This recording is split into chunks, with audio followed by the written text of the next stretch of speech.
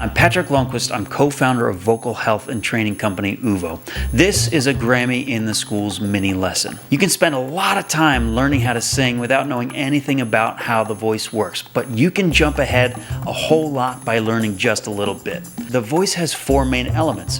First, you have your breath. It's pushed up from the lungs. It's like fuel for the engine. No air, no voice. Next, that air needs to pass through the voice box. It's also called the larynx. Inside the voice box are your two vocal cords. The vocal folds come together.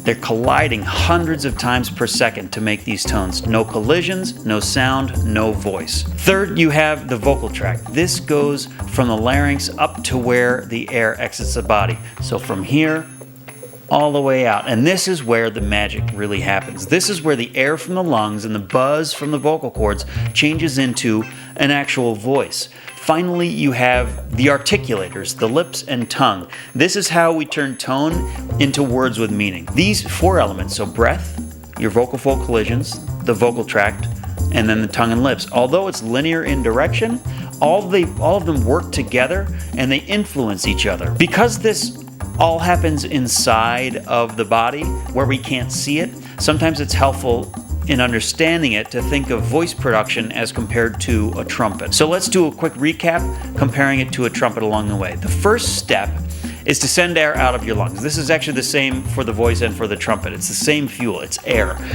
The second step is making vibrations. Remember, to have sound, air has to vibrate. That's what sound is. So in the voice, the vibrations are the collisions of the vocal folds. In the trumpet, the vibrations are the lips buzzing. It's a different vibration source, but it's the same principle. You're making that air vibrate. The third step is the resonator. In the voice, that buzz from the vocal fold collisions transforms into a vocal tone from passing through this vocal tract. In the case of the trumpet, the resonator is the trumpet itself.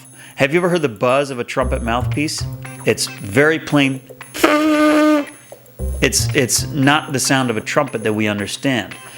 That buzz is then processed through the trumpet, where it becomes the really nice, clean trumpet tone that we know and love. Finally, the articulator, turning that tone into meaningful words. A trumpet doesn't have an articulator.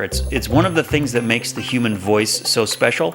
And by manipulating our tongue and lips, we can give sound meaning in a way that no other instrument can. If we had to make a comparison to a trumpet, it might be like when a trumpeter uses a plunger mute to make that wah, wah, wah sound.